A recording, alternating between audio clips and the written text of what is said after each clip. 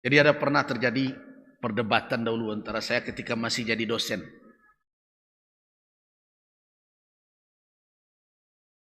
Saya kan termasuk yang semenjak jadi dosen tidak terlalu hobi memakai istilah-istilah yang kebarat-baratan. Kalau masih ada padanan katanya di dalam bahasa kita dan bahasa Arab. Karena kita belajar Islam. Nah, tapi ada sebagian dari akademisi ini banyak banget tif-tif-tifnya tuh. Komunikatif lah, nikotif lah, panjang wadanya. Masuk primitif wak jadinya.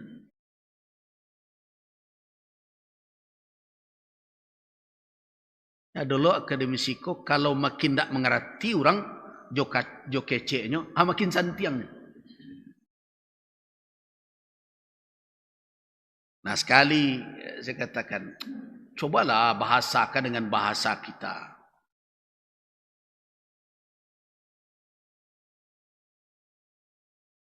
Jadi ada i'tikaf. Sebutnya meditasi. Tidak cocok dah tu. I'tikaf ya i'tikaf, meditasi. Nah dia berkata, oh, ini kan bahasa ilmiah. Oke, bahasa ilmiah itu dan bisa dimengerti orang. Ini kan untuk perguruan tinggi. Saya katakan, perguruan tinggi ini adalah untuk menggodok orang supaya bisa berkomunikasi dengan orang di luar perguruan tinggi. Jadi tidak ada kita gunanya hanya bisa berbicara di tengah-tengah orang tertentu, sedangkan pesan kita yang kita kaji, yang kita teliti tidak sampai keluar sana. Bukankah ilmu yang dipelajari di perguruan tinggi untuk siapa? Tidak untuk masyarakat di luar itu.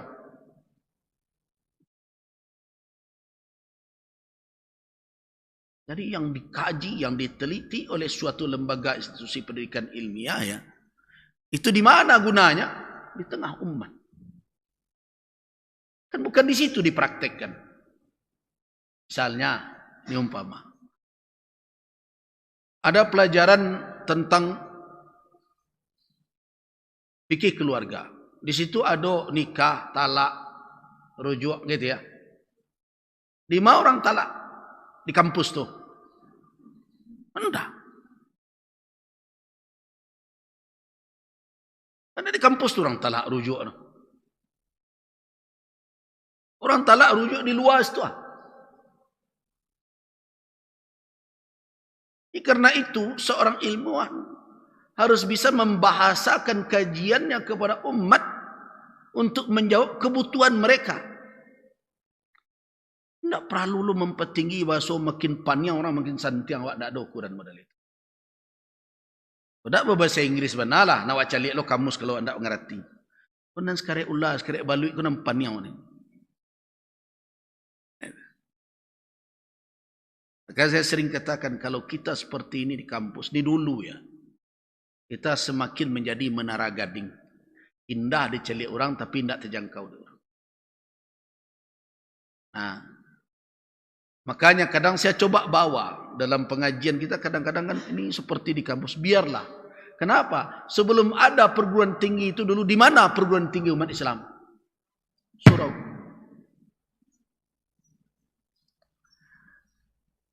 Kira-kira dulu Imam Syafi'i jadi dosen di kampus atau jadi ustadz di halaqah, di majelis ilmu di masjid? Ya ustadz. Di halaqah ilmu seperti ini. Nah sampai sekarang karya beliau dibaca oleh orang-orang yang di kampus-kampus itu. Ya bapak dan ibu-ibu yang tidak bisa masuk kampus, tidak usah berkecil hati. Karena tidak ada pula jaminan di sana. Walaupun ijazah itu perlu. Bukan tidak penting. Jangan dianggap pula ijazah palsu nanti boleh dipakai. Perlu. Tetapi tidak jaminan orang berijazah itu mempunyai ilmu. Itu jelas. Nah. Jadi kembali kita kepada bagaimana Umar menjalankan pesan dari Abu Bakar As-Siddiq. Dia tulis surat kepada seluruh orang yang dia berikan limpahan kewenangan dan kepada umat, ke afaq, ke seluruh penjuru negeri. Apa isi surat Umar itu? Inna ahamma umurikum indi as-salat. Sesungguhnya perkara kalian yang paling penting di sisiku adalah as-salat. Faman hafidhaha, siapa yang memeliharanya, menjaganya, faqad hafidha dinah, orang itu berarti telah menjaga agamanya. Nah, kita tahu makna din. Kenapa solat berdampak kepada cara orang di dalam hidup? Pertanyaan kita yang pertama tadi. Karena kalau orang menjaga din, yang dimaksud menjaga din itu apa? Din itu kan bukan hanya perkara ibadah saja. Din itu juga mencakup masalah muamalat. Kata din, apa makna dana yadinu? Dia mengartikan dana yadinu dalam bahasa lama yalum. Karena itu kama tadinu tudan.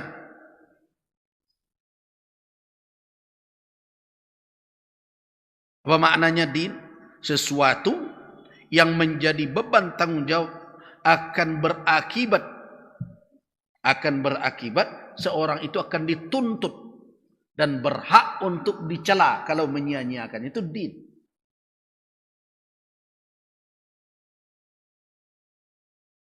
Sesuatu yang menjadi beban seseorang, kalau dia sia-siakan, dia berhak mendapatkan laumah, celaan. Jadi kalau hari ini kita sering mencela orang, mengatakan orang, menilai orang ini, ingat kama tadinu tudan. Hari ini kamu boleh mengukur orang, menilai orang, tetapi ingat kamu juga akan dinilai nanti. Karena itu hasibu anfusakum qabla an tuhasabu. Kamu gitu. Dari situ juga nanti kata dain. Apa makna dain? Hutang. Karena hutang sesuatu yang akan dituntut pertanggungjawaban. Nah, berarti perkara din yang akan dituntut oleh Allah, yang akan diminta pertanggungjawaban, yang berhak kita dituntut dan dicela atau disia-siakan, bukan hanya perkara ibadah.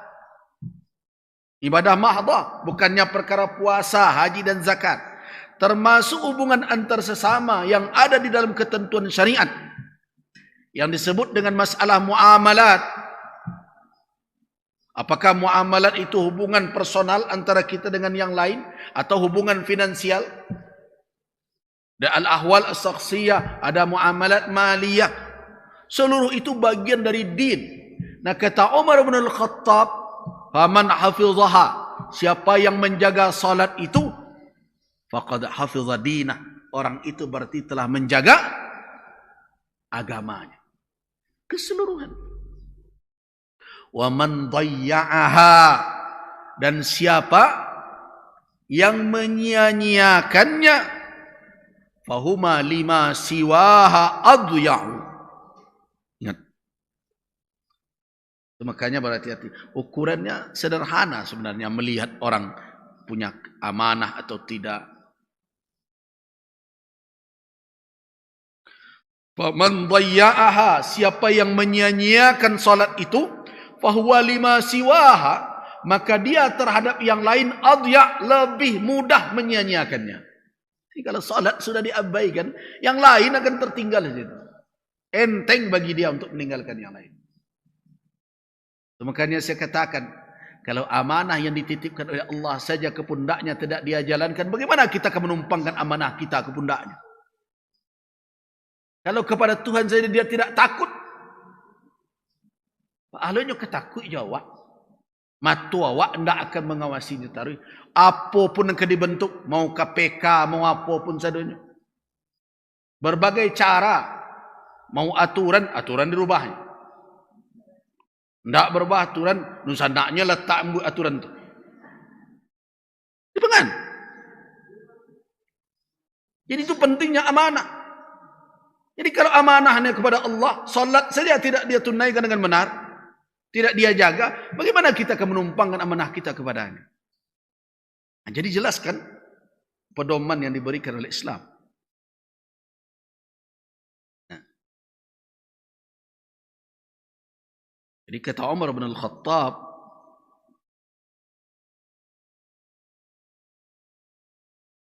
"Faman dhayya'aha," siapa yang menyia-nyiakan salat, "fahuwa lima siwaha adya'." Maka orang itu terhadap yang lain dari salat adya', akan menghilangkan, akan menyia-nyiakan. Wala hadza fil islami liman taraka as-salata. Tidak ada bagian jatah di dalam Islam untuk orang yang meninggalkan salat. Tidak dapat bagian dalam Islam orang yang meninggalkan salat. Nah, karena itu tidak keliru kalau orang menyimpulkan begini. Wa kullu mustakhiffin bis salati mustahinun biha. Setiap orang yang memandang enteng salat, sebenarnya dia menghina salat itu.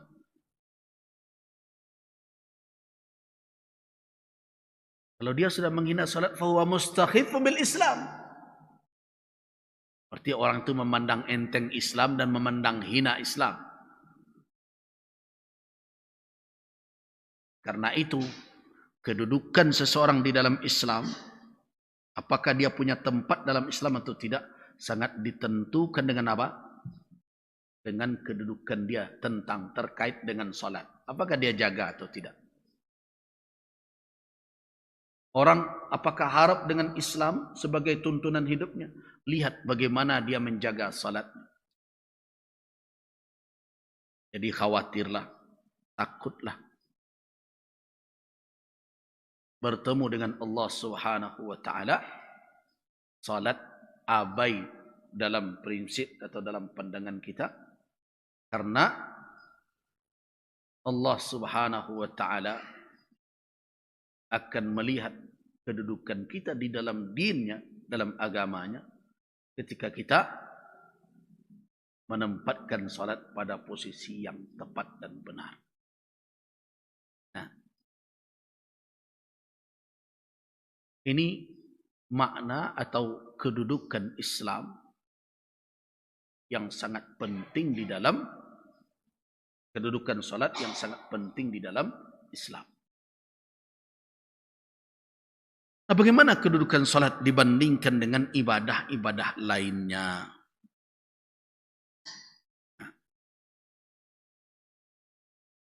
Ini sebenarnya sudah bapak-bapak dan ibu-ibu bisa jawab sebenarnya dengan hadis Jibril yang datang kepada Nabi menjelma menjadi seorang laki-laki berpakaian serba putih itu. Karena hadis masyhur, berulang kali sudah saya sampaikan hadis itu.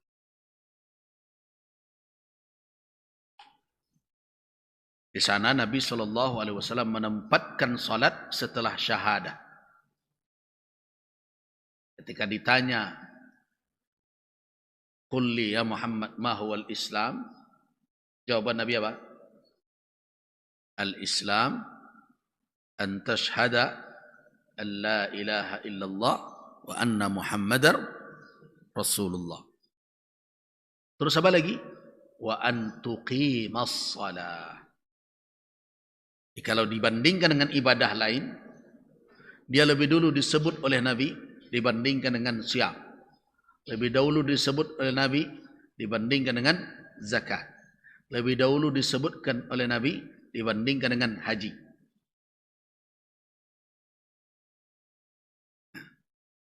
Artinya apa? Setelah syahadat, apa yang harus dilakukan oleh seorang muslim? Salat. Nah, ini juga tercermin dari arahan Nabi kepada da'i beliau. Ketika mengutus para da'i ke suatu daerah. Seperti Nabi berpesan misalnya kepada Mu'adz. Ya Mu'adz, engkau datang ke suatu negeri, di situ banyak ahlul kitab. Maka awal dakwah engkau yang kau sampaikan kepada mereka, ud'uhum, dakwahi mereka untuk beriman kepada Allah, tidak mempersekutukan Allah dengan apapun. Dan Muhammad adalah Rasulullah dan hambanya. Fa in ajabu, kalau mereka menjawab dakwah engkau, mereka jawab, mereka terima ajakan engkau itu, apa lagi yang kau perintahkan? Qul lahum, katakan kepada mereka bahwa Allah memfardukan kepada mereka 5 salawat. Itu pesan Nabi kepada dai, utusan beliau. Jadi dari situ kan sudah dapat kita fahami bahwa salat adalah perkara yang tidak bisa dikemudiankan.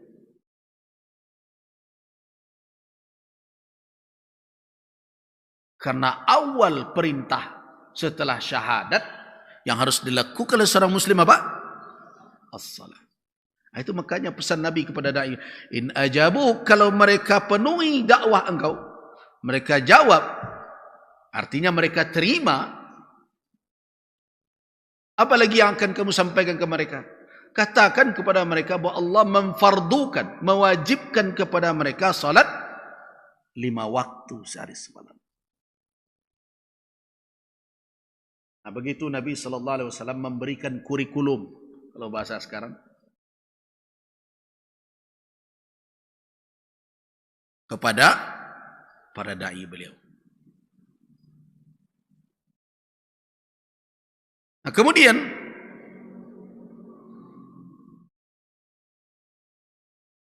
kalau kita telusuri petunjuk-petunjuk Nabi SAW melalui hadis-hadis dan perjalanan sejarah dakwah beliau, kita akan bertemu bahwa salat adalah qurratul ain, penyejuk hati Rasulullah. Betapapun letih, di mana beliau menemukan kesejukan dan kedamaian? Salat. Karena itu beliau berkata kepada Bilal, sebagaimana diriwayatkan oleh Al-Imam Abu Daud rahimahullah dan juga diriwayatkan Imam Ahmad ibn Hanbal.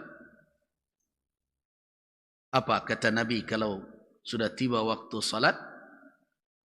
Ya Bilal, arihna bis salah. Wahai Bilal, buatlah kami nyaman, tenangkan kami, damaikan hati kami dengan salat. Artinya azan lah Bilal. Jadi kegelisahan jiwa. Itu makanya tadi saya katakan banyak persoalan hidup. Dari mana kita mulai memperbaikinya? Arihna ya Bilal bis salat. Buat kami raha. Tahu raha? Orang Malaysia sebelum berehat, kata Malaysia. Berehat itu bahasa kita istirahat. Tetapi raha yang dimaksud bukan istirahat fisik saja, tapi ada kenyamanan jiwa. Dan saya rasa cukup kalau kita katakan salat memiliki kedudukan yang begitu tinggi di tengah ibadah-ibadah lainnya. Dia awal ibadah ini perintahkan kepada seorang muslim setelah dia bersyahadat. Dan penguat itu di akhir hayat beliau, di antara pesan terakhir Nabi apa kira-kira? As-salah, as-salah. Kan begitu kata Nabi SAW. As-salah, as-salah. Wa ma malakat aymanukum.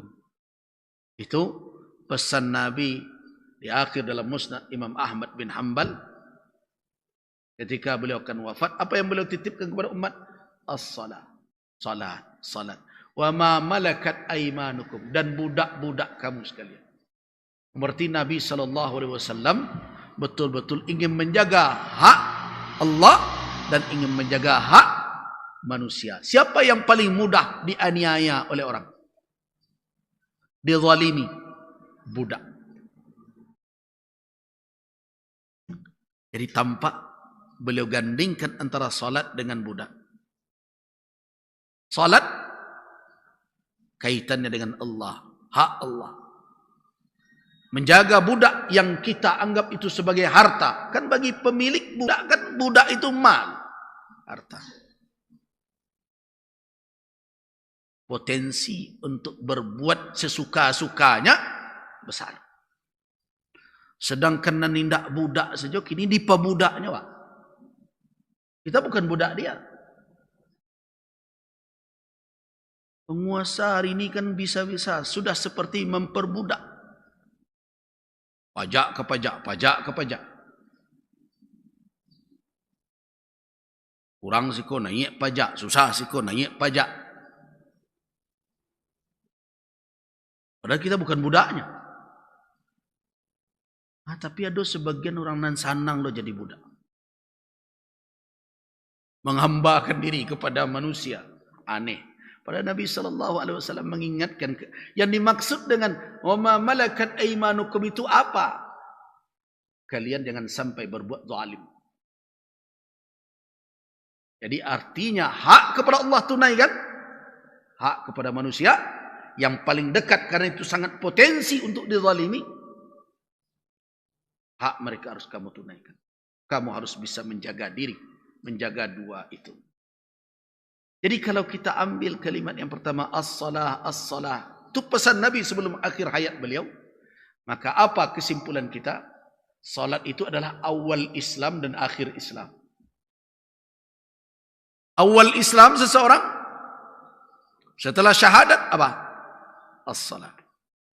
Ketika dia keluar dari dunia ini, jangan sampai dia meninggalkan salat juga. Jaga itu. Nabi SAW di dalam kehidupan beliau menunjukkan bahwa salat itu awal perintah setelah syahadat dan salat itu adalah pesan terakhir beliau sebelum wafat. Nah, tidakkah cukup itu menjadi catatan? Jangan lagi menyanyiakan salat. Pesankan kepada diri, pesankan kepada keluarga kita, pesankan kepada pasangan kita, pesankan kepada anak-anak kita, pesankan kepada kawan-kawan kita. Salat.